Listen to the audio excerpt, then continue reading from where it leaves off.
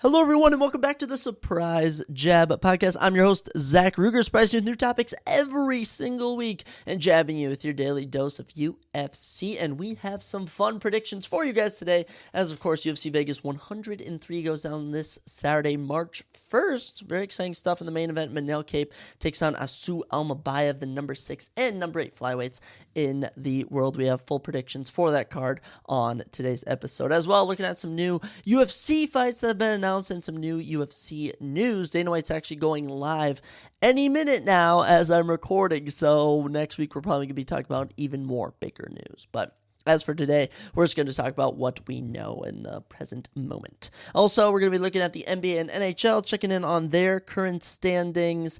Also going to be looking at top 10 new things in pop culture. And we're actually going to be ranking every single Elimination Chamber, WWE Elimination Chamber event that has ever taken place. 14 events have taken place, with the 15th, of course, Elimination Chamber Toronto, going down this upcoming Saturday. If you haven't listened to episode 166, I believe it is, where we dropped our predictions for that, but we are going to be ranking every event from 14 being the worst and number 1 being the best, of course. A lot of fun stuff on today's episode. I mean, I got a hockey game to coach in roughly about 3 hours, so I best keep going on recording this. So kicking things off, as always, new UFC news. Probably the biggest thing that most people, and I think Dana White might speak about, are aware of, is that Dan Hooker pulled out of his fight against Justin Gaethje in the co-main event of UFC 313. Such a loss. Such a devastating loss to a card which honestly really needed that fight to make it a really good card. I'm not saying Alex Pereira versus Magomedov Ankalaev isn't a banger main event. No. I'm just saying overall is a great card that really added to it. So now we wonder what is going to be next for Justin Gaethje. And there have been a couple of rumors. Some people are saying Rafael Fiziev could rematch. Some people are saying Joel Alvarez and Moicano has thrown his hat in the ring. Some people are even saying Gene Silva. I don't know, but whatever Dana White announces, I believe it is going to be in regards to that, as we are just about, I think it is 9 days away, maybe 10 days away from this. So we're definitely going to be getting a replacement. If it was me and I had to pick, I'd probably say Fiziev or Moicano, just because they're in the rankings. But if they hit us with a Gene Silva, Joel Alvarez, that would be fantastic. So hopefully that's the case. As for official fights that have been announced, we recently got our UFC Kansas City main event not but 10 minutes ago, as the number 4 ranked light heavyweight Jamal Sweet Dreams Hill takes on the number 7th ranked Khalil Roundtree Jr. This is just a fight that made sense. I feel like myself and every other creator out there was just predicting that was going to be next, and sure as heck, that's what's next. And honestly, I love it. Someone's going to sleep. That's all I know for sure. And when I look at the last guys that these people have lost to, Jamal Hill has lost to Jerry Prochazka and Alex Pereira, and Khalil Roundtree Jr. has lost to Alex Pereira. So these guys are as legit as they come. Winner of this will be ranked number 4, number 3 in the world. My money's on Khalil Roundtree Jr., but anything can happen. That is a phenomenal main event to give Kansas City. Look at the main. I'm not saying the main events we're getting on the Apex cards aren't bad, but look at the main events we're getting in Des Moines. Look at the main events we're getting in London, in Mexico, and now in Kansas City. You get very good main events, unless you get blessed with Rose Namajunas when you have an audience for a event. Other fights that have been announced. This one for UFC Vegas 106, going down May 31st as Dustin Jacoby takes on Bruno Lopez in the men's light heavyweight division. Bruno Lopez won his debut against Magomed Ankalaev. He actually holds a win over Gregory Rodriguez on the independent scene of MMA with a 14-1 record. As for Dustin Jacoby, he kind of got blitzed by Dominic Reyes, so he's looking to get back in the win column. I'm sure that he will. He's got 8-6-1 in the UFC, but Bruno Lopez, he's 14-1, proven to be a formidable challenge. Other fights for you. UFC Vegas 105 going down April 5th. Middleweight action is Gerald Meerschaert takes on Brad Tavares. And that's just one of those matchups where it's like, okay, who are 2 veteran middleweights that haven't fought each other yet? That's exactly what this matchup is, comedically enough. My money's on Gerald Meerschaert. My humble opinion, Gerald Meerschaert is an absolute dog, and when he loses, he only loses to tough SOBs. I'm not saying Brad Tavares doesn't do the same thing, but for that matchup, my money is on Gerald Meerschaert.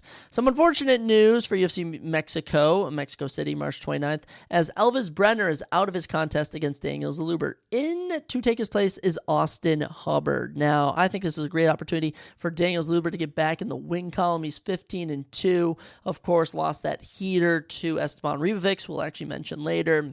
I think he can get back in the win column here. Austin Hubbard, 4-6 in the UFC. He was runner-up on this past season of The Ultimate Fighter. He's about as average of a lightweight as you can get. So we'll see how that matchup goes. I'm picking Zaluber any day of the week. Here's one that I'm surprised in for the light heavyweight division, as Junior Taffa will be returning as he takes on Tuco Tugokes in Des Moines, Iowa, May 3rd. Junior Taffa, 6-3. He's just taking some rough losses. I mean, oh my goodness. Him and Justin Taffa, terrible luck of the draw. They've just been absolutely, at one point I thought they were going to be legit, and they've kind of been struggling. But he's getting fed one here in Tuco Tugokes, who's 0-2 in the UFC, 10-5 professionally. If Junior Taffa doesn't win this, he might be one of the worst MMA fighters of all time. Here's one. Melquizael Costa returns against Christian Rodriguez at UFC Mexico in Mexico City, Mexico. It's just fine. I keep saying that, but that's just what it's listed as. Melquizael just submitted Andre Fili last week. Already has a fight booked for March 29th. I love the activity from him. If no one knows, Christian Rodriguez is notoriously famous for only being able to beat undefeated up-and-comers and losing to experienced fighters like Melquizael Costa. So my money's on Melquizael Costa, but if Christian Rodriguez can break the curse, good for him. And here's the final. Actually, we'll mention a couple more.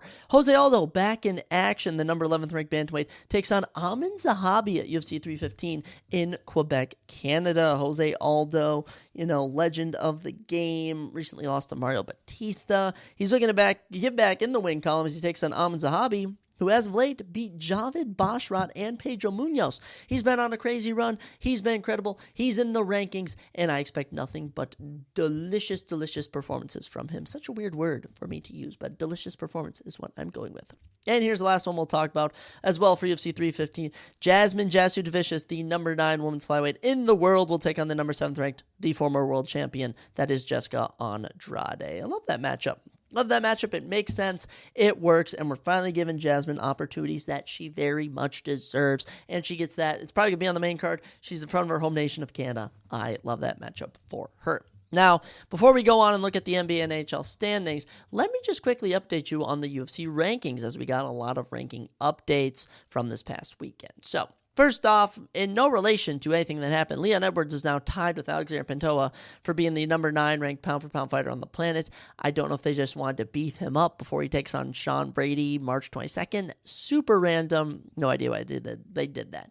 For the men's bantamweight division, Song Yadong, of course, moves up 2 spots from 8 to 6. Rob Font is now at 8. Henry Cejudo drops down to 9, and Marlon Vera is at 7. Song Yadong, big opportunities ahead. A number 6 versus number 3 matchup against Umar Nurmagomedov makes complete sense to me. Marlon Vera at 7 is, of course, taking on the number 10 Mario Batista coming up. Rob Font at 8 and Henry Cejudo at 9. I don't really know what to do with them career-wise, so we'll have to see. And the signs were there with Amin Zahabi as he was moved from 14 to 13 over Marcus McGee. They're trying to beef him up before his fight with Jose Aldo.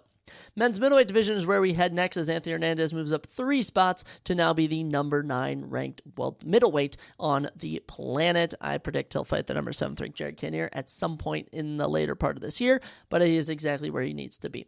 In other words, Bo Nickel booted from the number 15 spot in the rankings for Reiner De Ritter. Reiner De Ritter is now in the rankings. I'm sure he'll be taking on someone like Brendan Allen coming up. As for Bo Nickel, I think they're going to try and do Bo Nickel Paulo Costa. That is my prediction. That's what I think is going to happen. Maybe that's what Dana White has to announce. And lastly, for the men's light heavyweight division, Alonzo Menafield passes Anthony Smith from 15 to 14, which gives me the feeling that they're going to have him take on a ranked opponent next. I don't know necessarily who he could be taking on, but it could be anyone at men's light heavyweight. Those are all your new updates as of right now, but I'm sure whenever Dana White comes on and spews his knowledge, you're going to be getting a bunch of new updates. So, with that, let's move to our NBA and NHL check-ins, because we haven't done this in a while. I don't know if this is going to be a weekly thing, but whenever I want to fill up an episode with something, it's always something we can look at. So, current state of the NBA, let's kick it off with the Eastern Conference. Cavaliers, number 1 still, 48-10. They're on an 8-game winning streak, 27-4 at home, 9-1 over their last 10 games. They have been playing fantastic basketball. and they're obviously the number one team. In second, the Celtics, 42-16. They're on a 6-game winning streak and are 31-9 in their conference. The reigning champions will look to make another run this year, but it's looking tough. You got the Knicks at 3, they're 37-20. Pacers at 4, 32-24. Then you get into your Bucks, your Pistons. The Magic and Hawks are always average. Heat and Bulls pretty similar. Bottom of the barrel, worst team in the league is the 10-47 Wizards. You also have the 14-43 Hornets and the 18-40 Raptors. One of those teams is going to be getting, Cooper Flag, though, so I'm sure some of them are happy. My prediction for this conference, right now I think the Celtics have a lot of potential to repeat, but I really like the Knicks odds when we get into the playoff category. Still don't really have anyone clinching spots yet. You have roughly just under 30 games left for the year. It might be at 26 maybe, where we're at 25, actually 22. Some amount of games left. I think it's 24 actually, as I'm doing my math. Before we are done with the season, it might actually be 30. I'm done saying any of that. That's the current state of the Eastern Conference. For the Western Conference, the Thunder are the top team, 46-11. They're 8.5 games ahead of the team in second place, which is the Grizzlies. But hey, the Thunder lost the other night. They gave up 25 points to the Timberwolves. My Timberwolves currently sitting at 7th. 32-27. They're coming off a win here. They've been about as average as you can get. 16-14 at home, 16-13 at the road. They just play games super, super close. In the middle of the pack, Nuggets at 3 with 38-20 as a record. Lakers 35-21. They're on a 3-game win streak. Rockets 36-22. Clippers 31-26 on a 3-game losing streak. Warriors at 8 are 31-27 on a 4-game winning streak. Mavericks have dropped their last 2. They're now 9th in the conference. Jazz are at 15th, 14-53 are the worst team in the West. And the Pelicans, 15-43, are also not looking too hot, if I'm being honest. Pelicans are doing pretty rough. Spurs, 24-32. Dude, it's impossible. It is impossible, guys, for NBA 2K25, whenever I log on and I do a simulation of a season, it's impossible for them to not make the Spurs good, because I don't think the automation system can comprehend having 7-foot-tall Victor Wembanyama who can shoot and dribble and everything. I just think that's kind of a funny side point. I'm obviously going to pick the Timberwolves to win the NBA Finals. If I'm being realistic, it's looking like it might be another Nuggets and the Lakers versus the Celtics situation. I'd say maybe the Thunder, but I don't know. I just get the feeling the Thunder aren't going to be as good, and when the playoffs come around, you guys shall let me know your current thoughts on the NBA. Transitioning from the court to the ice, let's take a quick little check-in with the NHL, as they've been getting along. They've played just about 58, 57, 59 games each. Season's winding down just about the same rate as the NBA. Let's look at who are the top teams. In the Eastern Conference, let's look at the Atlantic Division first. Leading the Atlantic is the Maple Leafs, 36-20-2. They've been great. You also have the Panthers at 35-21-3 and the Lightning at 33-24, who are all in the 70-point category. Maple Leafs are on a 3-game win streak. Lightning are actually on a 6-game winning streak, 7-2-1 over their last 10. Red Wings are 8-1-1 over their last 10, and they're on a 2-game winning streak. They're 4th in their division. Bottom of the division, the Sabres, 24-27-5. They have a negative 7-point differential. They've seen better days. Bruins on a 4-game losing streak, as well as the Senators. They could really use it, as they're in the middle of the pack. But the best team by a margin is the Washington Capitals, 38-12-8. They have 84 points as a team. Despite going 5-2-3 over the last 10, they are just 10 points ahead from the next closest person in their conference, and they're 14 points ahead of the next closest person in their division, which is the 33-21-4, the 70-point Hurricanes. Devils also have 70 points.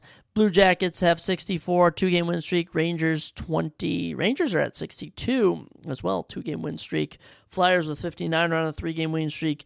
Bottom of the division is the 23-29 with 55 points, the Penguins. But Sabres are the worst team in the league, and with that, they're only negative 7-point differential. They've gone 7-3. The Eastern, or whatever you want to call it, the Eastern Conference is far better than the Western Conference, I think, in terms of record-wise, because when we get into the Western Conference, we still have the worst team in the league, which is the 17-34-7 with only 41 points, the Blackhawks, who have just been atrocious. And as I say that, I now looked out at the Pacific Division, and you got the Sharks, who only have 15 wins, 36 losses, losses, 8 overtime losses with 38 points, 6-game losing streak as well.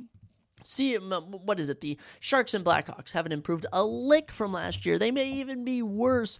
I don't know what's going on with those franchises, but back-to-back years, they are at the bottom, and nothing is working. I'll tell you what is working, and that is the best team in the league, the 85-point, 10-game win streak, 10-0 over the last 10, that is, the Winnipeg Jets. 41-14-3. Incredible from them. Incredible. Second best team in the Western Conference, Dallas Stars, 37-19-2. They got 76 points. You also have the Golden Knights with 74. They're the top team in the Pacific Division.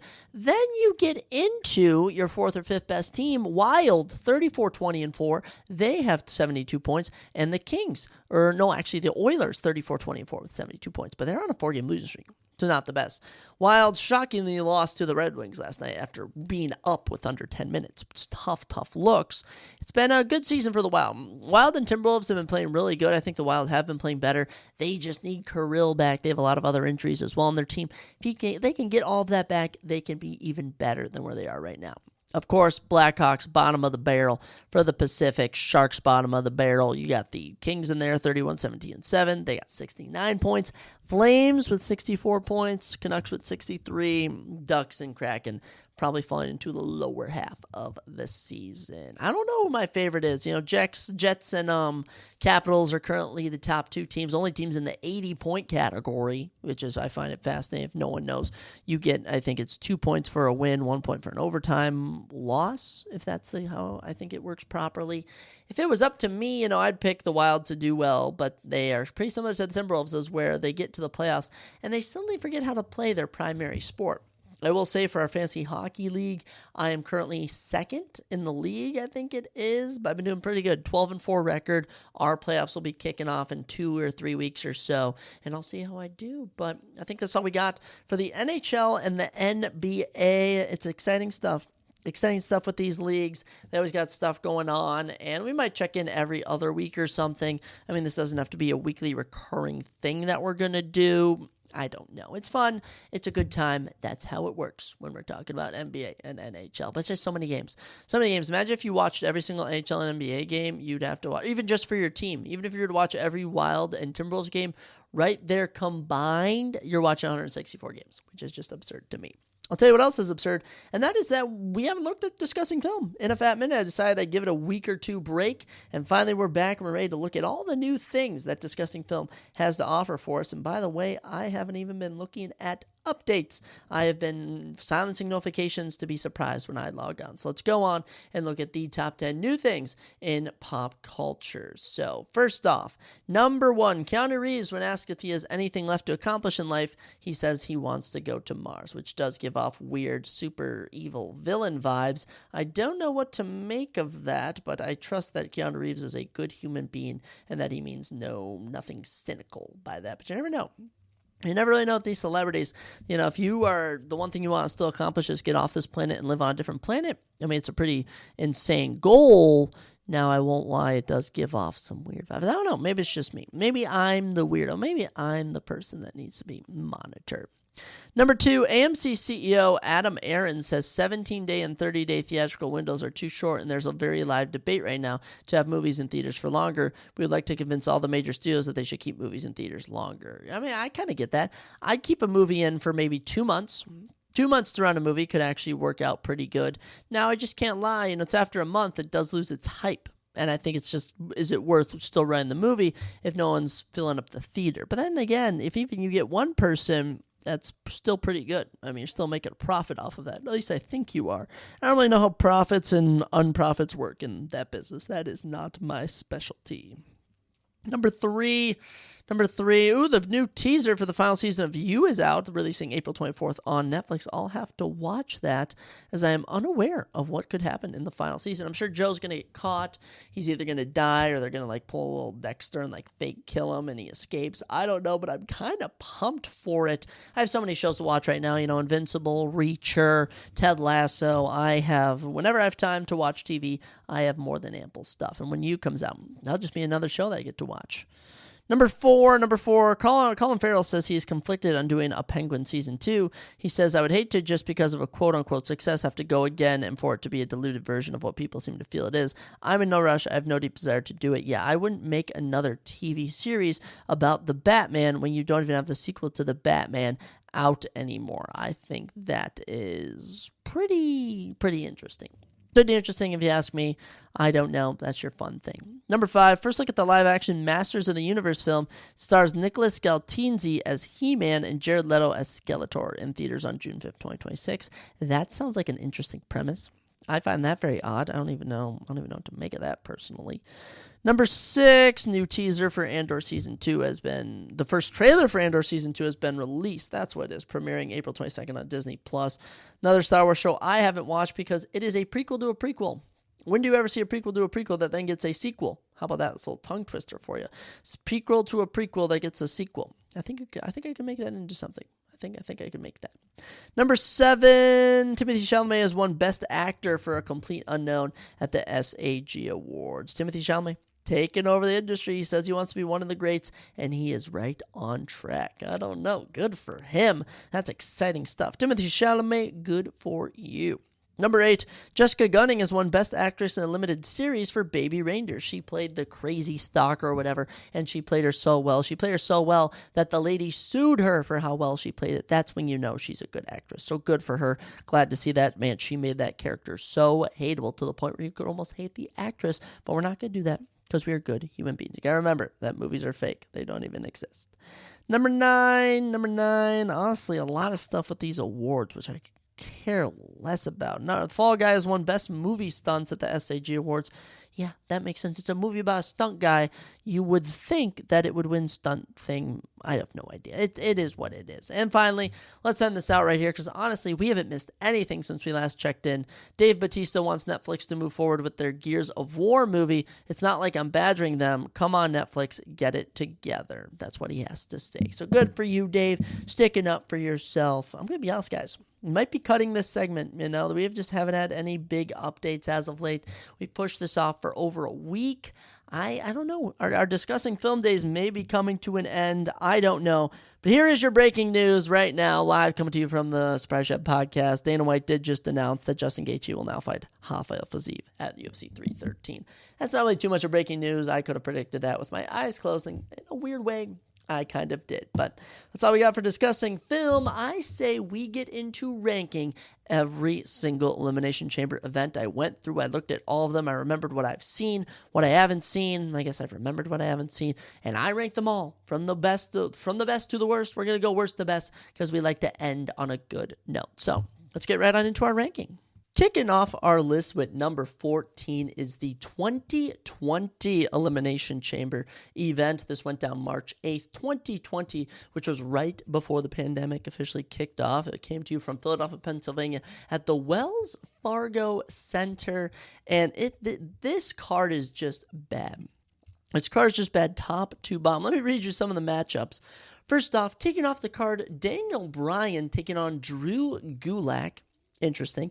You then have a singles match for the WWE United States Championship. Andrade defeating Humberto Carrillo. You then have a Elimination Chamber match for the SmackDown Tag Team Championship. That's right, an Elimination Chamber match where The Miz and John Morrison defeated The New Day, The Usos, Heavy Machinery, Lucha House Party, and Dolph Ziggler and Robert Roode. I mean, what a waste of an Elimination Chamber. You then have Aleister Black defeating AJ Styles in a no disqualification match. That was pretty decent. The Street Profits defeating Seth Rollins and Murphy in a tag team match. Very interesting. And then you have the Artist Collective, which is Sami Zayn, Shinsuke Nakamura, and Cesaro defeating Braun Strowman in a 3-on-1 handicap match.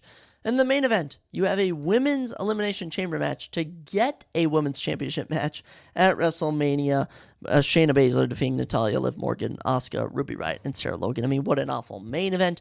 There is really no big names in here. You get Daniel Bryan, you get I don't even know, Shinsuke Nakamura. No, you get Seth Rollins. This was just a mess from head to toe, and I still don't even know how this happened. WWE was in a pretty brutal spot in 2020, and this is just evident of this. This is just unrewatchable. Nothing's entertaining about this, and just a bad main event. Main event is what makes a lot of these, and this one just didn't have it. To make matters better, next year's was better, but mind you, the 2021 Elimination Chamber had no crowd. Coming to you from St. Petersburg, Florida at the WWE Thunderdome at Tropicana Field. I mean, this was peak COVID pandemic. No one was in attendance, so all these matchups didn't even have an audience. And you had some of the craziest booking decisions on this. Like, the booking decisions on here were utterly absurd. Kicking us off, Daniel Bryan wins a Elimination Chamber match for an immediate Universal Championship matchup. This is against Prime Roman Reigns. So, mind you, 34 and a half minutes of wrestling. Daniel Bryan defeats Cesaro, Jey Uso, Kevin Owens, King Corbin, Sami Zayn. Decent roster for the Elimination Chamber match. Then immediately takes on Prime Roman Reigns, who submits him in 1 minute and 35 seconds. Just, does that even count as a matchup? I mean, who thought it was a good idea to do an immediate Universal Championship match? I understand if you were to have it in the main event, but right after? Very weird. And by the way, WWE's done this before and it's been successful. This was more of just like, oh, we just watched this banger matchup. Now Roman Reigns and Daniel Bryan only have 1 minute and 35 seconds and Roman Reigns squashes them. I didn't know what to make of it. You then had a triple threat match for the United States Championship. Riddle won the belt from Bobby Lashley and John Morrison. Remember when Riddle was in WWE? So do I. The fourth match of the night, Nia Jax and Shayna Baszler defeating Bianca Belair and Sasha Banks for the Women's Tag Team Championship. Not very memorable. I didn't even know Nia Jax and Shayna Baszler were a team. Then, in what we thought was the main event, Drew McIntyre defending his WWE Championship against AJ Styles, Jeff Hardy, Kofi Kingston, Randy Orton, and Sheamus in a half-hour Elimination Chamber match. It was a good Elimination Chamber. Nothing to complain about this. Very good ending. Drew McIntyre wins. Then The Miz cashes in a Money in the Bank contract and ends the night winning the WWE Championship. I mean, what? That in itself is pretty crazy. The only reason it lands here is because there's no crowd, there was no shock reaction, and by the way, The Miz lost it a week later. There was nothing really entertaining about this. Pauses from this, some good Elimination Chambers. You had Roman Reigns defending the belt. That's about all I got. 2021, didn't have a crowd, yet still not as bad as 2020. Moving in, number 12, 2024. That's right, last year's Elimination Chamber event, which went down in Perth, Australia, just didn't hit. By the way, 100,000 people in attendance for this, 52,000. And here's the thing, only 4 matchups. Only 4 matchups. By the way, 5 for the whole card. The Women's Tag Team Championship match was a prelim. It was a prelim, so if you were in attendance, or unless you're watching on YouTube, this wasn't actually a part of the official event. Kicking things off, you have an Elimination Chamber match for a Women's World Championship at WrestleMania. Becky Lynch defeating Bianca Belair, Liv Morgan, Naomi, Raquel Rodriguez, and Tiffany Stratton. Probably the best match of the evening. Actually, hands down, this was the best matchup of the evening. Best Elimination Chamber of the 2 we had. Becky Lynch winning was very entertaining. I mean, no one really thought Raquel Rodriguez, Naomi were going to win, but seeing Becky Lynch win is always entertaining. After that, you had a undisputed WWE Tag Team Championship matchup as the Judgment Day, Finn Balor and Damian Priest, defeated New Catch Republic, Pete Dunne and Tyler Bate. Pretty good tag team championship match, but yet nothing spectacular. We know that New Catch Republic has had 5-star matchups in NXT, and we know Damian Priest and Finn Balor have had far better matchups. That was that. Then, third matchup, your Elimination Chamber match for a World Heavyweight Championship match at WrestleMania 40. This one went 37 minutes as Drew McIntyre defeated Bobby Lashley, Kevin Owens, LA Knight, Logan Paul, and Randy Orton. Here's the issue with this. Everyone kind of thought Drew McIntyre was going to win. I mean, no one really thought Bobby Lashley. Kevin Owens was a maybe. LA Knight, they never pulled a trigger on, so I knew that wasn't going to happen. And then Logan Paul just always costing a legend, him costing Randy Orton. It was just, ugh. And then Drew McIntyre wins. It was okay. It's just brutally okay. That's all we had for it. It wasn't the most memorable chamber ever. It was just there. Following that, the main event of the evening, Rhea Ripley defending the Women's World Championship against Nia Jax. Now, here's the thing. Rhea Ripley main evented because she's from Australia and she was super over. I'm not going to say she's not over now. She's still over, but this was prime Rhea Ripley being over. And main eventing against Nia Jax, you could already know from the get-go this wasn't going to be a 5-star matchup, but it kind of under-delivered. Now, mind you, crowd still loved Rhea Ripley, but just 4 matchups on this card, none of them really hit. Mind you, still not as bad as the previous 2 that we've talked about. But like I said, lackluster all around. Probably the Women's Elimination Chamber was the best in the night. Get into it with number 11, 2018, the 2018 Elimination Chamber, coming to you from the T-Mobile Arena in Las Vegas, Nevada. Actually, I think it's in Paradise if you want to get specific, but in Nevada. And this is just one of the worst chambers I've ever watched. Now, I'm going to clarify why it's not the bottom, but kicking off, Alexa Bliss in the first ever Women's Elimination Chamber match beats Sasha Banks, Bayley, Mickie James, Sonya Deville, and Mandy Rose. It wasn't bad. It's just the pace you expected. By the way, last year's Women's Elimination Chamber, the best to date. This one, the pace was a bit slower. They took a couple occasional bumps, but by the way, you were just getting into it with this. Alexa Bliss retaining was a good move. This was okay. Following that, Cesaro and Sheamus defeating Titus Worldwide, Apollo and Titus O'Neil, to retain the Raw Tag Team Championships. It was brutally okay. Cesaro and Sheamus defended those belts a lot. That's all I got to say about that. Fourth match of the evening, which I guess is the third. They had a little prelim matchup. Asuka defeating Nia Jax by pinfall. The stipulation, if Jax had won, she would have been added to the Chosen Women's Championship match at WrestleMania 34. It was unnecessary. I'm not a fan of Nia Jax personally. She's not my guilty pleasure or anything. I'm just not that entertained by her wrestling matchups. Asuka wins as expected. She was on a huge winning streak, by the way. Had never lost before. She wasn't going to lose right before WrestleMania. Second last matchup of the night, Matt Hardy defeating Bray Wyatt. Just a weird feud. Their matchups never really hit, but by the way, one of the last few times we were able to see Bray Wyatt, in his final few years, so I will never complain about seeing Bray Wyatt. Matt Hardy, he was very weird in this role, but there it is. And finally, the main event, the fifth match of the evening, the Elimination Chamber match for a WWE Universal Championship match at WrestleMania 34 against Brock Lesnar in a 40-minute, 15-second Elimination Chamber match. Roman Reigns defeats Braun Strowman, Seth Rollins, Finn Balor, John Cena, Elias, and The Miz.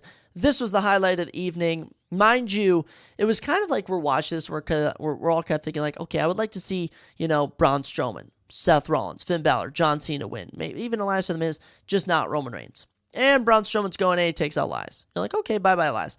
Then he takes out The Miz. Okay. Then he takes out Finn Balor. You're kind of like, oh, I would like to see Finn Balor.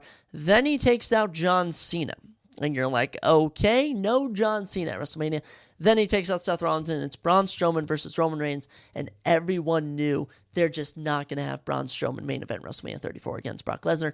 Sure enough, Roman Reigns wins. It was bittersweet just seeing this. This was not prime Roman Reigns. This was forced us down our throat Roman Reigns. This wasn't even I'm going to go leave because I have leukemia. This was we didn't even know he had leukemia. Roman Reigns is just brutal to watch. So Roman Reigns wins this. It was a phenomenal chamber matchup, but seeing Braun Strowman eliminate everyone and then Roman Reigns eliminate him, it wasn't all that. None of the other matchups are really mind-blowing, but that's why it lands at number 11.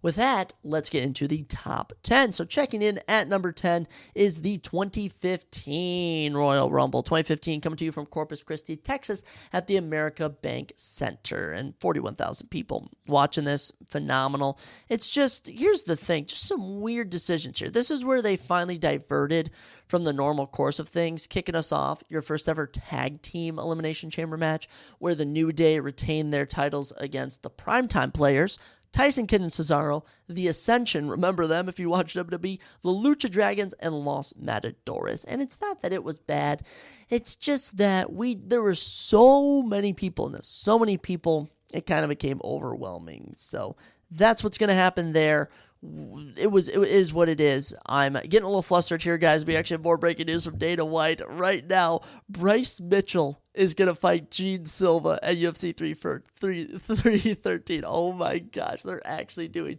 Bryce Mitchell versus Gene Silva at UFC 313. That's insane. Let's get back to it. 2015 card, Nikki Bella retains the Divas Championship. We still had the Divas Championship in 2015. NXT champion Kevin Owens defeating United States champion John Cena in a 20-minute champion versus champion match.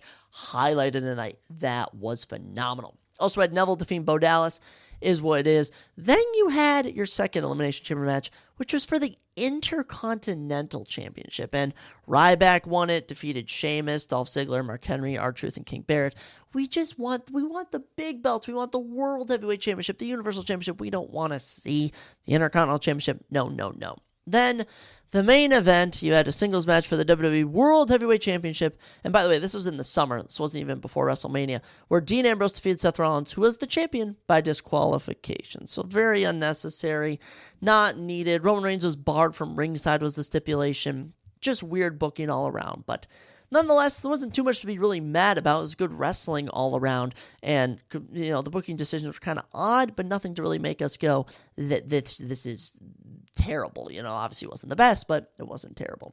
Checking in at number 9 is the 2022 Elimination Chamber, which came to you from Saudi Arabia. And the Saudi Arabian cards always give us some interesting booking decisions. A lot of these have to do with booking decisions. 6 matches on here. Kicking off this card, Roman Reigns defending his Universal or WWE Championship, whatever it was, in the main event. Actually, I think it was the Universal Championship at this point, and he defeated Goldberg by technical submission. Interesting decision.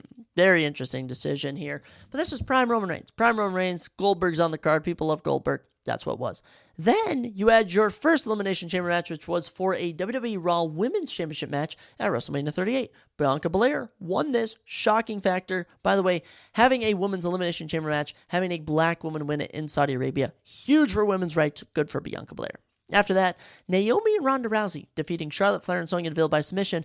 Ronda Rousey had to wrestle with one arm tied behind her back. Vince McMahon is a goofy mofo. Drew McIntyre then won a Falls Count Anywhere match against Madcap Moss. With just why? Why did that happen? Becky Lynch then defended the Raw Women's Championship against Lita. Props to Lita, still going at it in her 40s. Might have been in her late 30s, I don't know. Then the main event, one of the worst Elimination Chamber matches you'll ever see. Not the worst, but 15 minutes. Brock Lesnar eliminates Bobby Lashley, your champion, AJ Styles, Austin Theory, Riddle, and Seth freaking Rollins all by himself. I kid you not.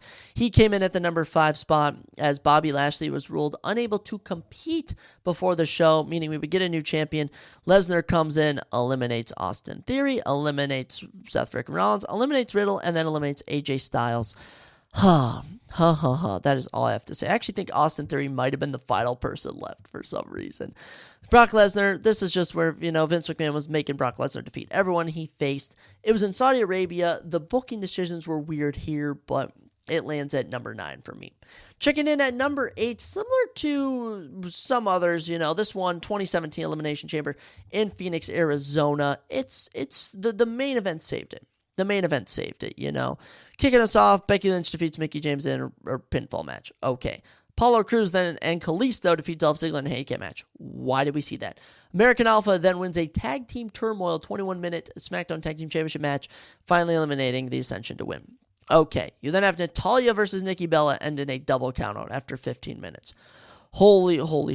Randy Orton then defeated Luke Harper in a singles match. Look, Luke Harper has a certain style. Randy Orton has a certain style. I never thought they really connected. Co-main event, Naomi defeating Alexa Bliss to become the new SmackDown Women's Champion. Doing that right before WrestleMania. Huge. Kind of a little shock factor there.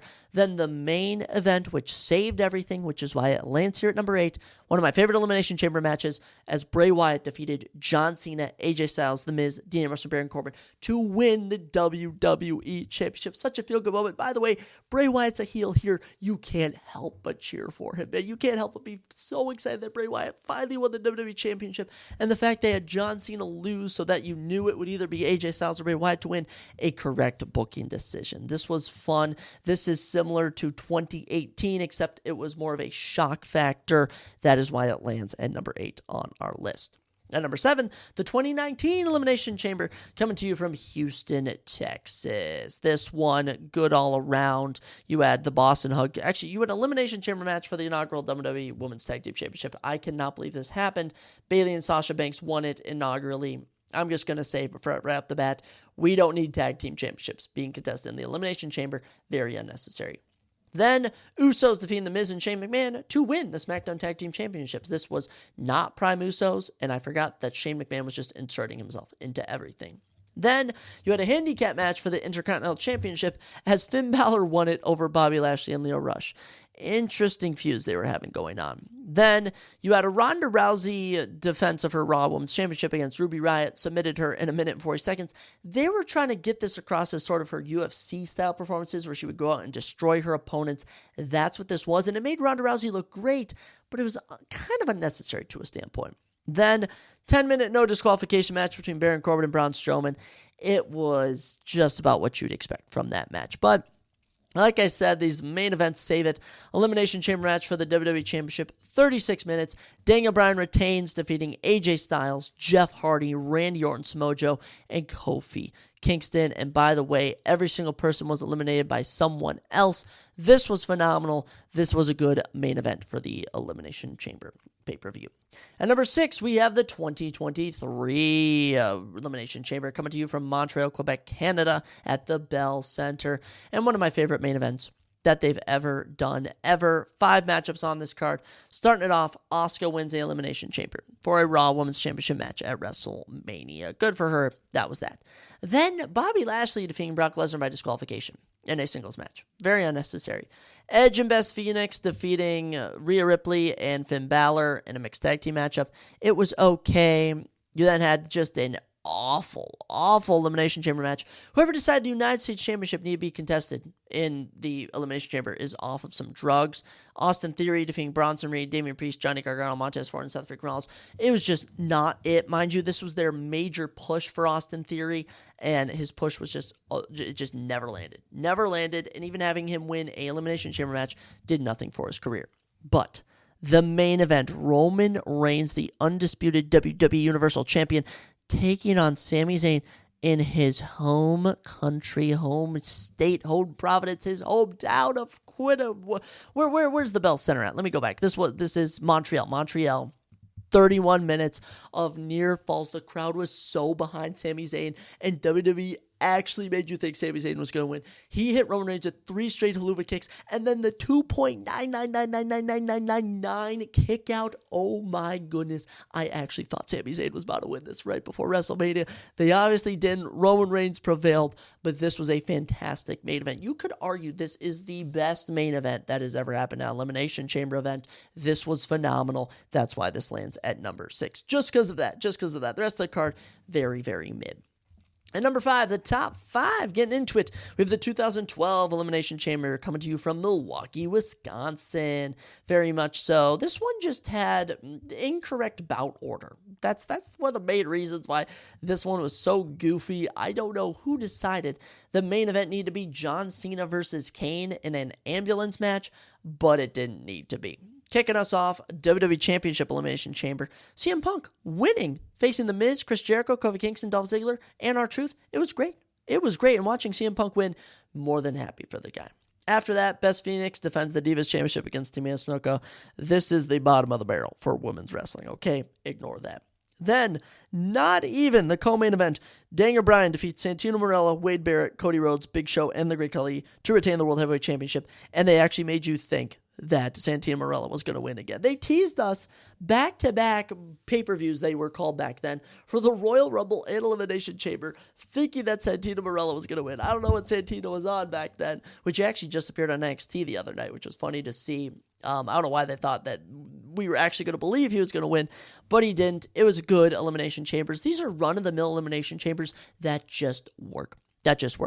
Second to last match, Jack Swagger defeats Justin Gabriel to retain the United States Championship. 3 minutes, 48 seconds. Why did that happen? Then John Cena wins, takes on Kane in an ambulance match. It just didn't need to happen. Look, the chamber matches save this one. John Cena in the main event is okay. It lands at number 5. This one didn't try to be too edgy. It was exactly what it needed to be, and it lands at number 5. At number 4, the 2011 Elimination Chamber event coming to you from the Oracle Arena in Oakland, California. The second ever Elimination Chamber event put on, and it was so successful. It just worked. Kicking us off, Alberto Del Rio defeating Kofi Kingston by submission. Do what you need to do, Alberto Del Rio. Do what you need to do. Then, Elimination Chamber match for the World Heavyweight Championship. Edge, Rey Mysterio, Kane, Drew McIntyre, Big Show, and Wade Barrett. Phenomenal. Excellent stuff. And Edge winning with a crazy spear to Rey Mysterio. Oh, so good. Then, WWE Tag Team Championship match lasted 5 minutes. The Core defeats Santino Marella and Vladimir Kozlov. What are we doing? What are we freaking doing there? Ignore that. The Miz then defended the WWE Championship against Jerry Lawler. I thought it was Alex Riley. It was Jerry Lawler. That gets an L. But the main event, look, one of the best chamber matches. on these events, that is. To go to the main event of WrestleMania 27, John Cena defeats CM Punk, John Morrison, King Sheamus, because he went King of the Ring, Randy Orton, R-Truth, and it was phenomenal. Phenomenal. John Cena and CM Punk duking it out as the final two is just what we absolutely love to see. Those two should have faced each other at WrestleMania. It is what it is, but John Cena wins here. This was phenomenal. These chamber matches are so good, and just that original first 4 years of this event, they did exactly what they needed to. 2011 lands at number 4. At number 3, the 2014 Elimination Chamber, which I was in attendance at in Minneapolis, Minnesota. I still know that the theme song was Doomsday by Nero. So phenomenal. Now, obviously, this is biased because I was there, but overall, not too bad. Not too bad. They also jammed 7 matches on this card. Thank you. Thank you so much. Kicking us off, Big E defeated Jack Swagger to retain the Intercontinental Championship. Interesting stuff. Then I saw the New Age Outlaws defeat the Usos to retain the WWE Tag Team Championships in 2014. I mean, what timeline do I live in? Titus O'Neil then had a feud against Darren Young where he beat him. That was okay. Then, just one of the greatest 6-man tag team matches potentially ever. It's up there in the top 5. Mind you, almost all of those top 5 include the Shield, as the Wyatt family defeated the Shield. I honestly couldn't remember that the Wyatt family won this, but this was so action-packed. You had people going through the barricade. You had people going through the announce table. They were fighting all over the arena. It was crazy. I absolutely love this. One of the best 6-man tag team matches I've ever seen. It was phenomenal. Then Cameron defeats AJ Lee by disqualification for a Divas Championship match. Bottom of the barrel. Second to last matchup, Batista defeating Alberto Del Rio. People were booing Alberto Del Rio. I was actually on an end seat. I had really good seats for this. We were like in row E from like the slanted seats. And there's a guy next to me in the standing way. He's obviously drunk, flicking off Batista. And if you go back and rewatch it when Batista's standing on the ropes, he actually sees the guy double birding him, and he laughs and kind of points at him, which I thought was funny. But Batista, I was rooting for him. I was glad he won, but people were booing him. I guess no one liked Batista. Then, one of the best Elimination Chamber matchups for the WWE World Heavyweight Championship. The only thing that ruins it, this would have been probably my number 1, had it not been ruined by interferences. So Randy Orton took on Daniel Bryan, John Cena, Cesaro, Christian, and Sheamus. Everything was going perfect. Then Corporate King gets involved and cost Daniel Bryan. Then the Wyatt family cost John Cena. And the interferences were just so unnecessary. They didn't further any storylines. And they really teased us that Daniel Bryan was going to win, which made me even more sad. But Randy Orton won. It's kind of hard to hate Randy Orton. He's freaking Randy Orton. But this is the only premium live event I've gone to for WWE, and it was just so much fun. I enjoyed it so much. And overall, not too bad of a card. Lands at number 3. I like it. At number 2, you have the 2013 Elimination Chamber coming to you from New Orleans at the New Orleans Arena. This one, action-packed, very underrated. Very, very underrated. Let me read you through this card. Alberto Del Rio defeats the Big Show in a singles match for the World Heavyweight Championship. For some reason, they kept having Alberto Del Rio take on the Big Show on the opening of cards. It was okay, just very random. Then United States Championship matchup has Antonio Cesaro. That's right, Cesaro, when they still had Antonio as his first name. Defeated The Miz, average. Then one of the most underrated Elimination Chambers to get a matchup against Alberto Del Rio at WrestleMania, Jack Swagger defeated Randy Orton, Chris Jericho, Mark Henry, Kane, Daniel Bryan. I have watched this chamber so many times.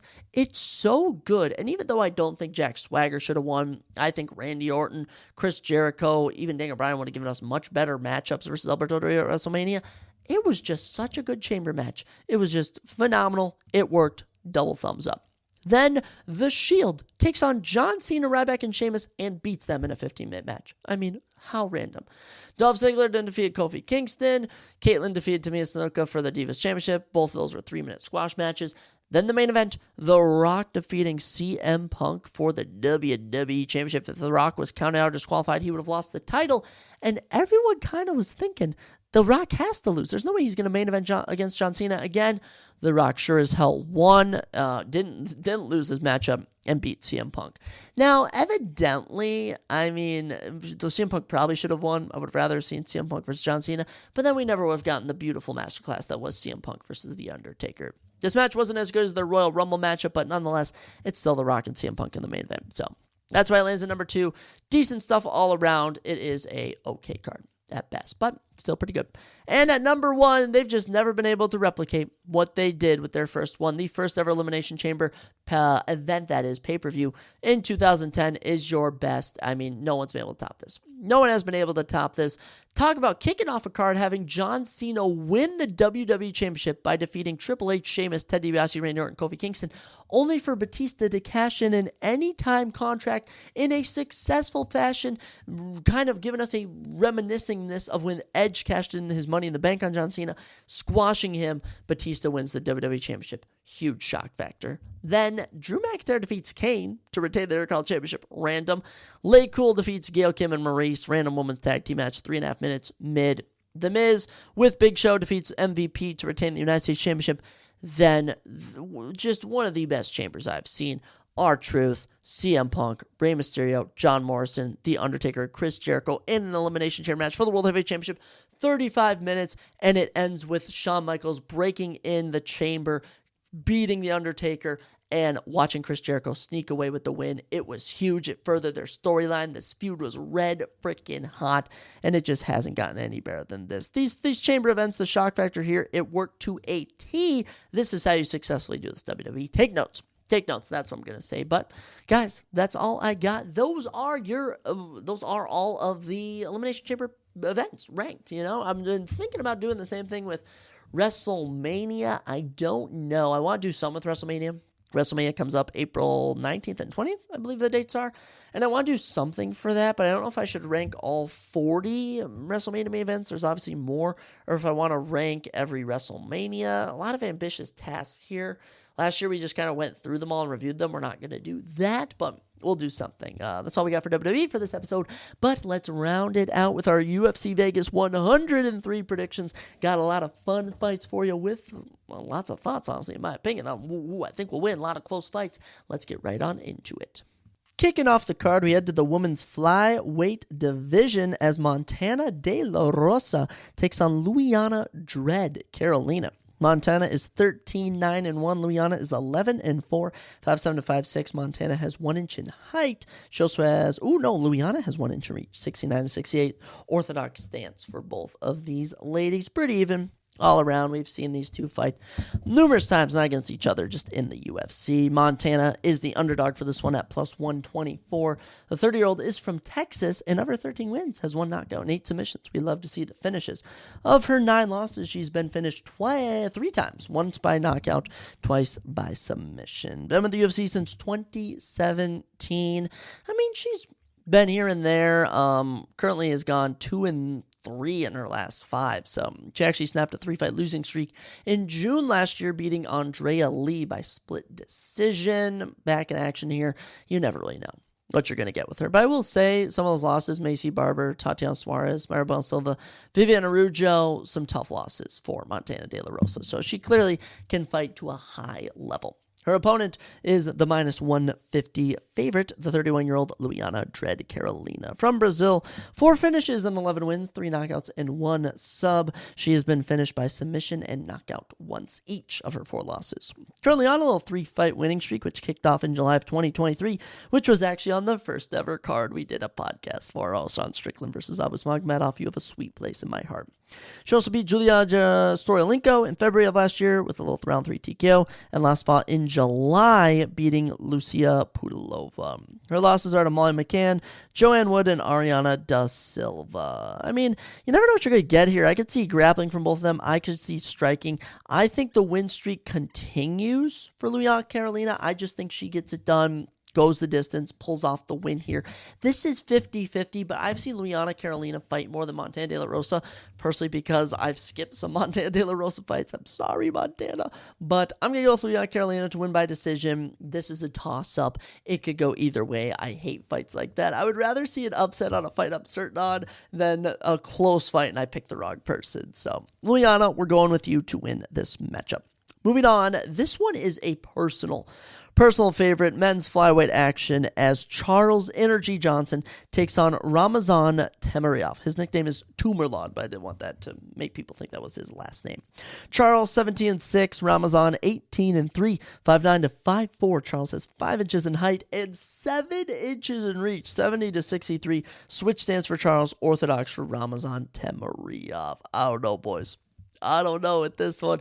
Currently, Charles Johnson is the number 12 flyweight in the world. Dude has been earning his keep. He's on a 4-fight winning streak. The 34-year-old from Missouri has 10 finishes in his 17 wins, 6 knockouts, 4 subs. He's never been finished in all 6 of his decision losses. Charles, at one point, was 3-3 in the UFC and was on a 3-fight losing streak.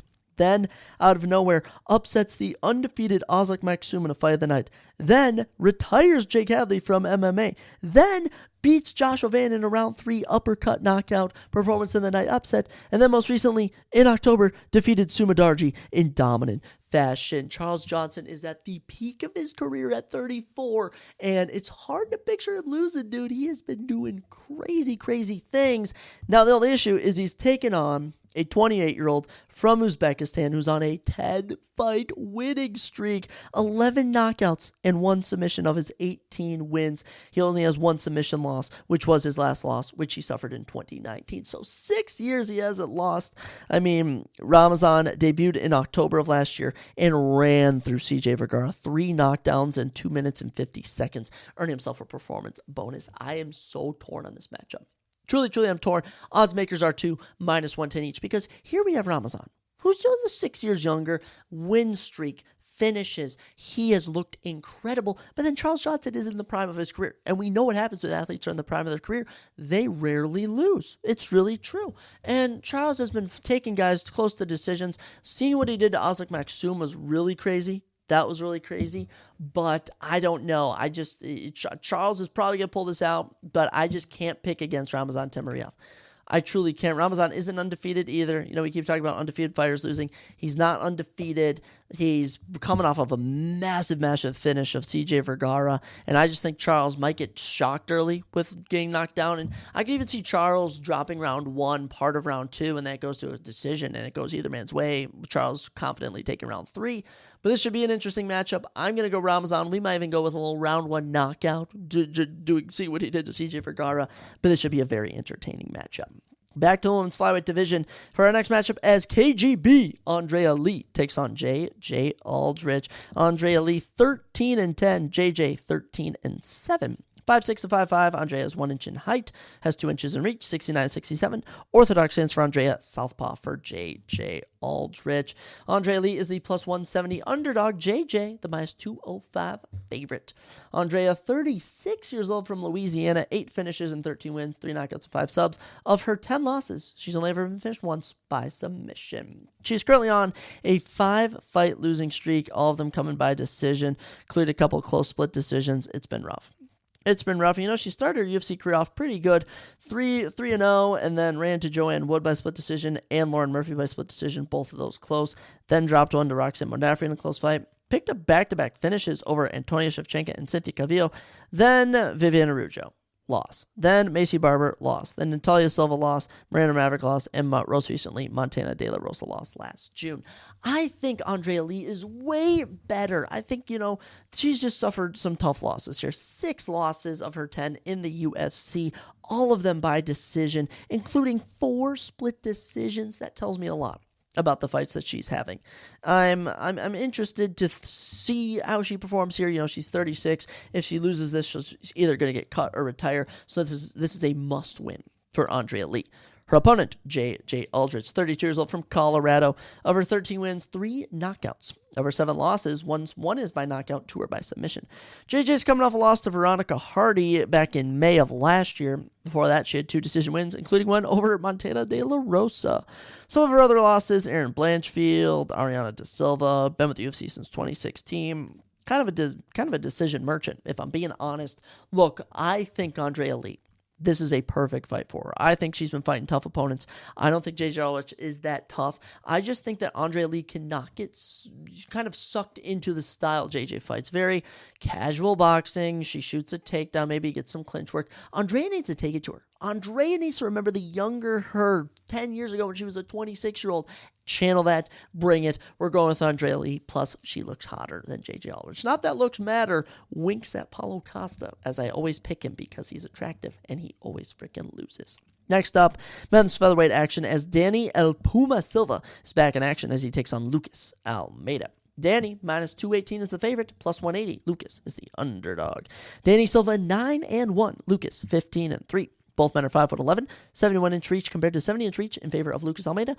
Orthodox stance for Almeida, a switch stance for Danny El Puma Silva. This should be a fun one at featherweight, guys.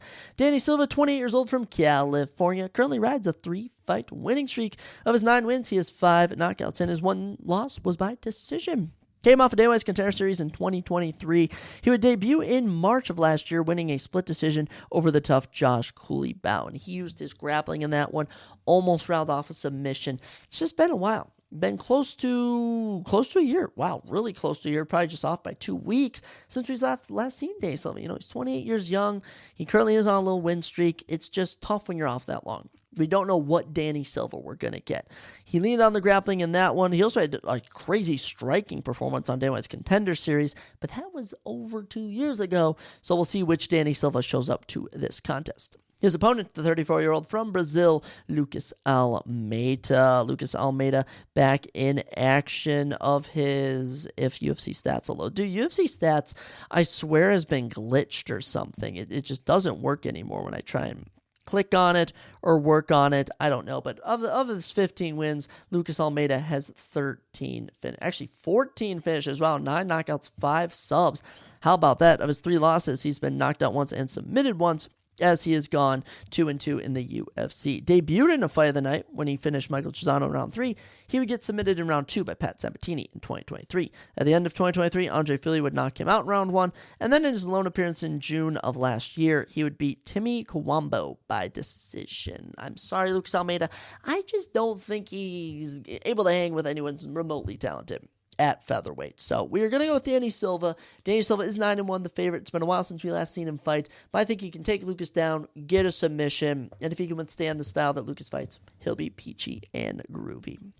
Dropping down to men's bantamweight as Douglas Silva de Andrade takes on sexy Mexi John Castaneda. 29-6 with 1 no contest. Douglas has seen a lot of action. 21-7. John Castaneda has also seen a lot. 5'7" to 5'6", Douglas has 1 inch in height. 3 inches in reach, though, go to John Castaneda. 71-68. Switch stance for John, orthodox for Douglas Silva de Andrade.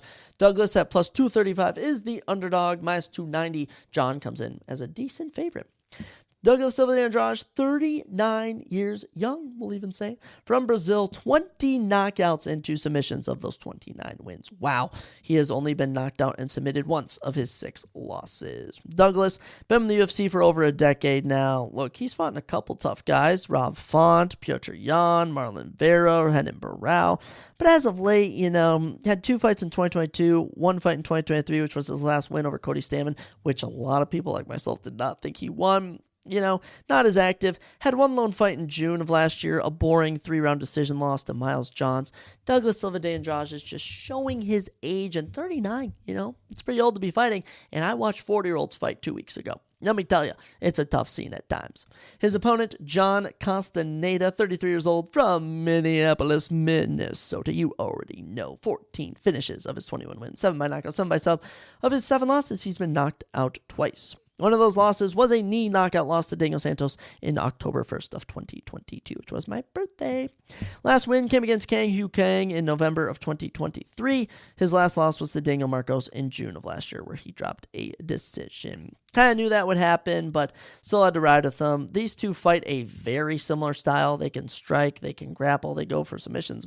Sometimes you never know what you're going to get. I'm going to go with John. Look, we do a thing here. If you're from Minnesota, we root for you. Hopefully we can see some Minneapolis, some Minnesota people on that Des Moines card May 3rd. But as for this one, I'm going with Sexy Mexi John Castaneda. He trains at the same gym, I think, someone that I know from high school trains at. So that'd be pretty cool if he could win, and they could tell me about it. So that's what we have for that. John Castaneda over Douglas Silva de Andrade. We're going to go with decision for that one. Moving back to featherweight. Ooh, some more featherweight action as Ricardo Ramos takes on Chepe Machine Gun Marisco. Can I just make my pick of Chepe? Can I just make my Chepe Mariscal pick? It's going to take a real savage for me to pick against Chepe Mariscal. The minus 615 favorite, but Ricardo Ramos plus 365 underdog. This should be a bloodbath. Ricardo Ramos 17-6, Chepe 17-6 as well, with one no contest. 5'9" to 5'7", Ricardo is 2 inches in height and 3 inches in reach. 72-69, orthodox stance for both of these gentlemen. Ricardo Ramos, 29 years old, from Brazil, 11 finishes of his 17 wins, 4 knockouts and 7 subs. Of his 6 losses, he's been finished 5 times, 3 times by knockout, twice by submission. Hasn't been the distance since 2021. Ricardo has been with the UFC since 2017. He actually holds a win over Amin Zahabi by spinning back elbow, crazy enough. Holds a loss to Said Nurmagomedov, has a spinning back elbow over Danny Cherez. His last 2 losses, round 1 guillotines to Charles Jourdain and Julian Erosa. Did pick up a split decision win over Josh Kuliabao in August of 2024. Didn't really think he won that fight, if I'm being honest. I don't actually know how he won that fight, but I'm not the judge. I don't make the rules. It's just my opinion. But Ricardo Ramos back in action, but he's getting knocked out by the machine gun, the killer that is Chepe Mariscal. 32 years old, from Colorado, 7-fight winning streak. He's 4-0 in the UFC. Dude is just an absolute savage. 10 finishes and 17 wins, 7 knockouts, 3 subs. Of his 6 losses, he's lost 3 by knockout, but the last time he lost was a decision in 2020, so it's been a while. Chepe, 4-0 in the UFC, wins over Trevor Peek, Jack Jenkins, Morgan Cherie, and Damon Jackson. Just 4 tough guys to beat. 4 tough guys to beat. And Chepe brings it. Truly, Chepe brings it. I mean, that fight against Trevor Peek should have won fight of the night. Jack Jenkins fight, that was crazy. It had to be stopped. The fight of the night against Morgan Cherie. I mean, Chepe Mariscal is never in a boring fight. I think he's getting a little highlight reel knockout here. We already have him highlighted as I go to highlight him. We already knew he was going to win. Chepe Mariscal, round 2 knockout. With that, I think we get into the main card. I don't really know where the main card starts here. Depends how they switch around the bout order, but as of right now, here will be your final prelim of the evening. Heavyweight action as Austin Lane is back in action as he takes on Mario Pinto. Austin plus 280, Mario minus 360. Austin Lane 13-5 with one no contest. Mario 9-0, undefeated. 6'6" to 6'5". Austin Lane has the advantage, and he has 1 inch in reach as well. 80-79, orthodox stance for both of these gentlemen. Austin Lane, 37 years old, from Florida. This is, of course, the fighter whose cousin goes to the same gym as my mom, and she knows him. Curtis, she actually calls him. He might actually own the gym. I don't really know. Actually, I think he does, which is pretty cool. Austin, 11 knockouts and 1 submission of his 13 career wins, so 12 of 13. That's pretty damn good. All of his losses have came by knockout. He was knocked out by Greg Hardy, knocked out by Justin Tafa, and knocked out by Hinata Diaz. But in October, he picked up a decision win over Rebels Despanghe to salvage his UFC career. Look, Austin, he's getting up there in age. His chin is taking some hits. We'll see how he does in this one as he takes on the young, hungry up-and-comer Mario Pinto. 26 years old, from Portugal, but now lives and trains in England. Of his 9 wins, 5 knockouts and 1 submission, and he picked up a under 2-minute knockout of Lucas Camacho on Day 1's Qatar Series in October, which was his last win.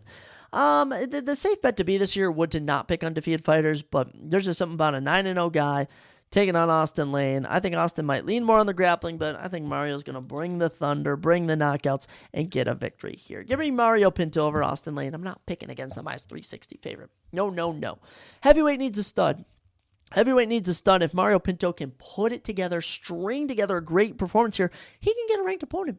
That's how easy it is to get a ranked opponent. I mean, let me just read you some of the bottom-level heavyweights. Talashan Teixeira, his biggest win is Justin Tafa. Kedi Nchukwu, I don't know, Chris Barnett. Mick Parkin, he's getting an opportunity against Marcin Tybura. Waldo Cortez Acosta, probably Rebels Despanghe, I don't even know. We got Shamil Gaziev, Tai Tuivasa. It is not hard to break into this division. Let me tell you that. So we're going to go with Mario Pinto, but if he loses, I don't think I can pick an undefeated fighter the rest of the year. Truly, I'll pick against Shavkat. I'll pick against anyone you name it. Undefeated fighters might be cursed. I think Mario is going to be the opposite of that curse. Keeping our main card rolling now, we have Danny Barlow taking on Sam Patterson. Danny left hands to God. What a nickname there. Sam, no nickname Patterson. Danny 9-0. Sam 12-2-1. 6'3" to 6'2". We got some tall boys here. Sam has 1 inch in height. Danny has 1 inch in reach. 79-78. Of course, if you didn't know from the nickname, Danny fights at southpaw. Sam fights in the orthodox fighting position. Danny minus 300. Sam plus 240. Danny's coming in as the heavy favorite. From Tennessee, the 29-year-old Danny has 5 knockouts and 1 submission of his 9 wins. Why is that the exact same stat line as Mario Pinto? 9-0, 5 knockouts, 1 sub. Must be some of those numbers. Danny had a great debut, finished Josh Quinlan after getting a minute and 19-second knockout in Dana Contender Series. His second fight of 2024 was a close decision to Nikola Vertikhanov. And after I just saw Austin Vanderford run through him, I don't know how confident I feel in the grappling department because Danny Barlow hasn't really faced any grappling.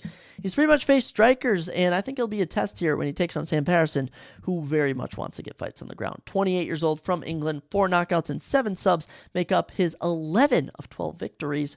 2 of his 2 losses have came by knockout, one of which was to Yanal Ashmov in 2023. But since then, 2 round 1 submissions, 1 over Johan Laness in January and 1 over Kiefer Crosby in July, both of last year. Sam, I love your effort, but I think Danny's coming in with the knockout power. I think this is going to be the one exceptional card where you see undefeated fighters winning, but if Danny and frickin' Mario Pinto lose, then I'm actually done picking. There's just no way I can do it anymore. So, Danny Barlow, round 1 knockout of Sam Patterson. That's my prediction. I think Sam is going to get in a little funk where all of his fights end in round 1. That's what he's striking me as. Main card keeps a rolling as we're back in the featherweight division as Hyder the Hurricane Emil takes on William Jaguar Gomez. Yes, this is going to be a banger fight. A little surprised William isn't fighting upwards in the rankings, but I'll make the rules. Hyder, plus 165 underdog. William, the minus 200 favorite. Hyder, 10-0, 14-2 for Gomez. 6 foot to 5'9". Gomez has 3 inches in height. He also has 3 inches in reach. 73-70. Switch stands for Hyder Emil. Southpaw for William Gomez. Hyder Emil, the undefeated fighter, is 34 years old from California. 7 finishes of his 10 wins, 6 by knockout and 1 by sub. He's gone 2-0 in his UFC debut so far. Both of them knockouts. None bigger than Jiang Li in July last year. That was shocking. 1 minute and 5 seconds. And you ever seen Rod Tang fight? If anyone knows who Rod Tang is, he is a Muay Thai legend. Notoriously has a impossible to knock out. And that's what the Jiang Li fight was. Hyder Emil literally looking like a punching bag on Jiang Li's face, and Jiang Li just wouldn't get knocked out. He wouldn't go down. The ref was eventually like, okay, Jiang, I'm going to stop this fight because you're definitely going to get a concussion. So, Hyder coming in with some momentum. I won't lie, a 34-year-old up-and-coming featherweight isn't the most attractive thing, but he's coming off some knockouts. Like I said, undefeated as well.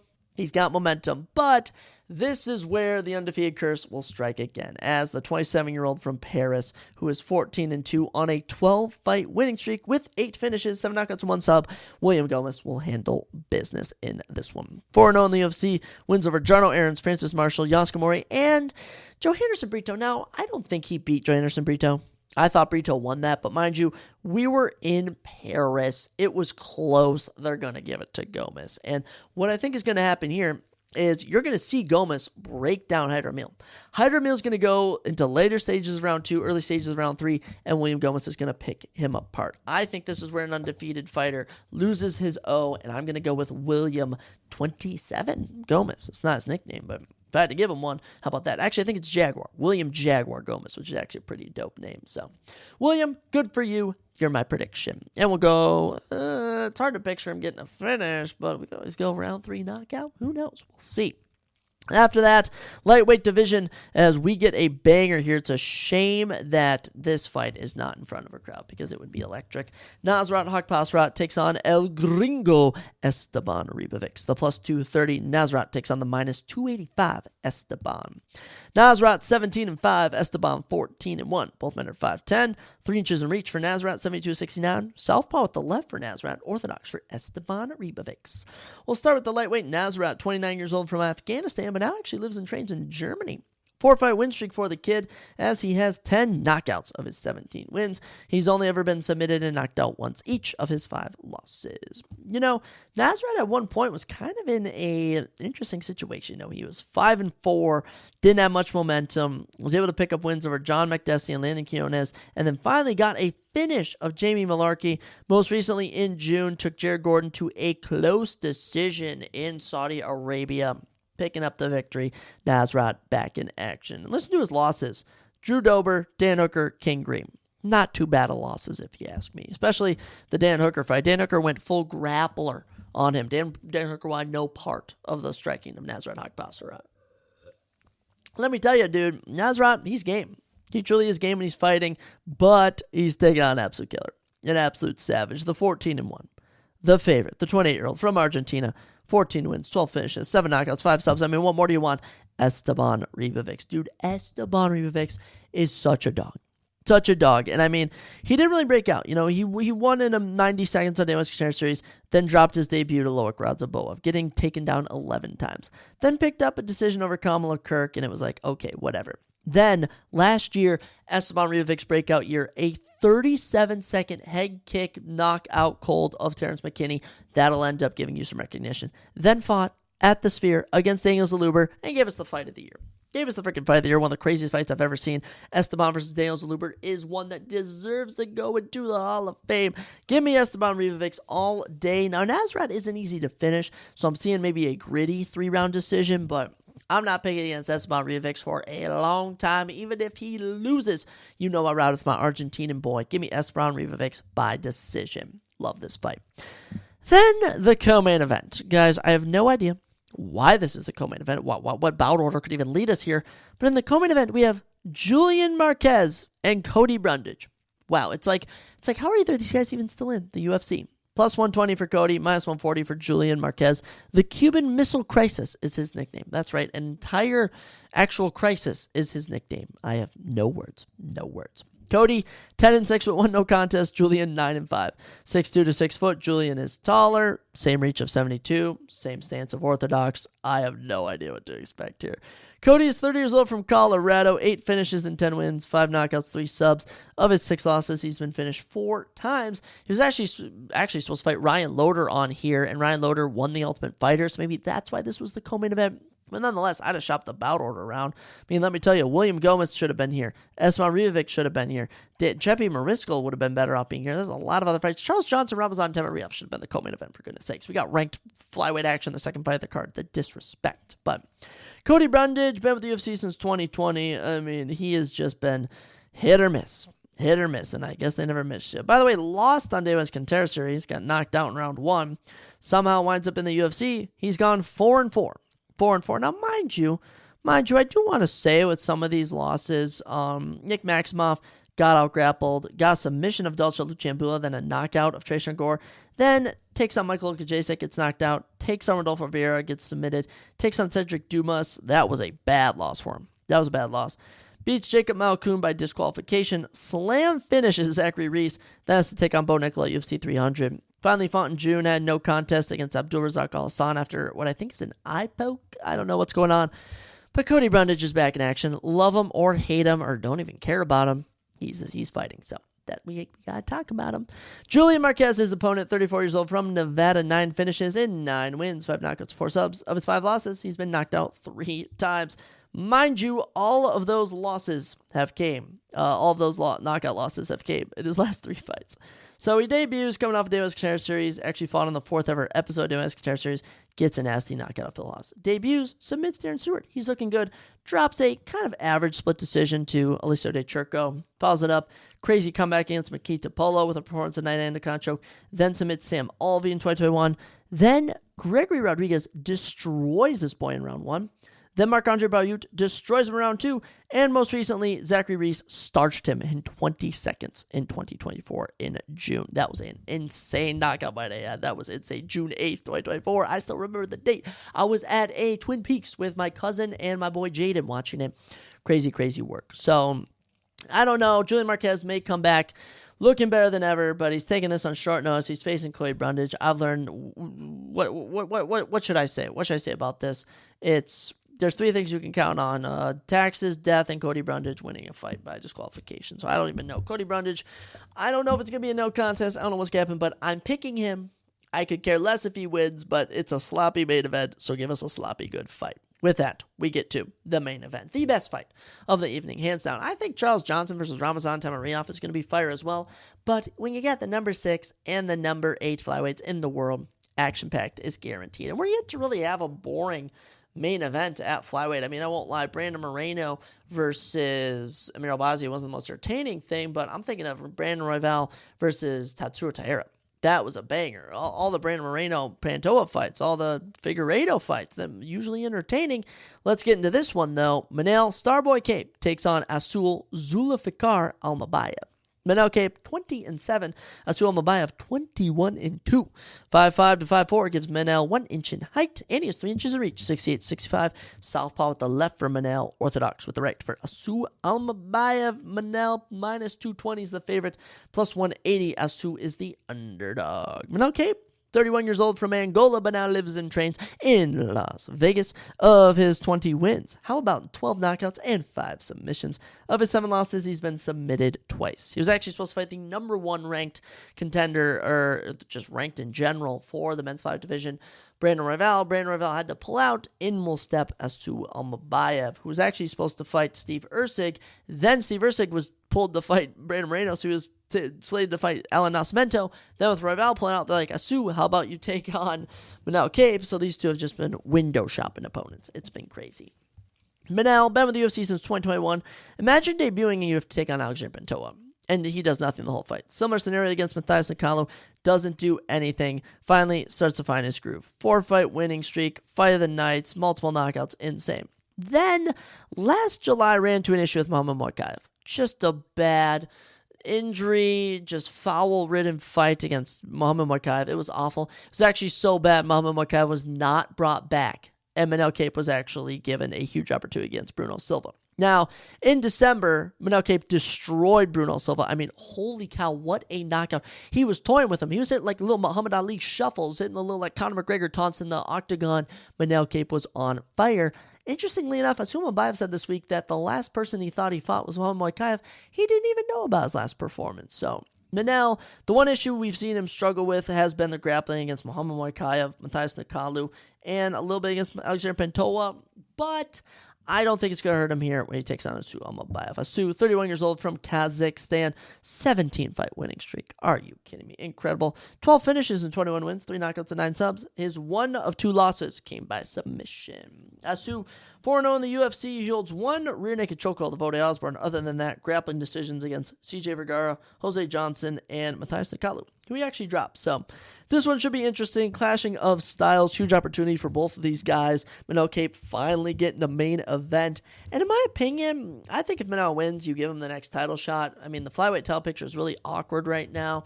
You got Pantoja taking on Kai Kara France. You've got Brandon Moreno taking on Steve Ursig. Royval's hurt. Amir Albazi doesn't have an opponent. Tatsuro Taira doesn't have an opponent. We don't even know what to do with Alex Perez. And here we got Asu and Manel Kape having to pick up the pieces. So I'm going to go with Manel Kape. I think Manel Kape is going to show a bit of, despite being both 31, it just feels like Manel is older for some reason. I don't know. Asu kind of has a younger face despite being from the tough mountains of Kazakhstan. But I think Manel is going to piece him apart. I even think Manel gets taken down in round 1, starts to pick it up at the end of round 1, in round 2, and you see another round 3 TKO for Manel Kape. But honestly, if this goes into round 4, I'm picking Manel Kape to get it done. But this should be action-packed. This should be a good main event. Don't know if I'm going to be watching it with the Elimination Chamber going on. Might have to run a little dual TV setup. We'll have to see, but this should be a decent Vegas Apex event. But I did see that a UFC executive said that the UFC was looking to get away from Apex events, and any Apex events in the second half of the year will be targeted more as international events. I mean, if you didn't hear, they're actually going to Qatar at the end of May, which is going to be crazy. So the UFC is branching out into the world. I love to see it. We'll see how my predictions do for this card. Hey, I'm 51-24 on the year. Can't complain. But ladies and gentlemen, that's all I got for today's episode. Jam-packed. We haven't gone this long in a while. Over an hour and 20 minutes. I love to see it. I got to leave in an hour. And in an hour and 30 minutes, I got to coach a hockey team. I got to cook up a pregame speech. I got to get the boys buzzing. It is do or die. We're in the semifinals. Wish me luck, viewers. I love you all so very much. Let me know your thoughts on UFC Vegas, the NBA, the NHL, and Elimination Chamber. Thank you guys so much. Make it the best weekend of your lives. Have the best life of your lives, whatever that means. As always, I'll catch you next time on the Surprise Jab Podcast.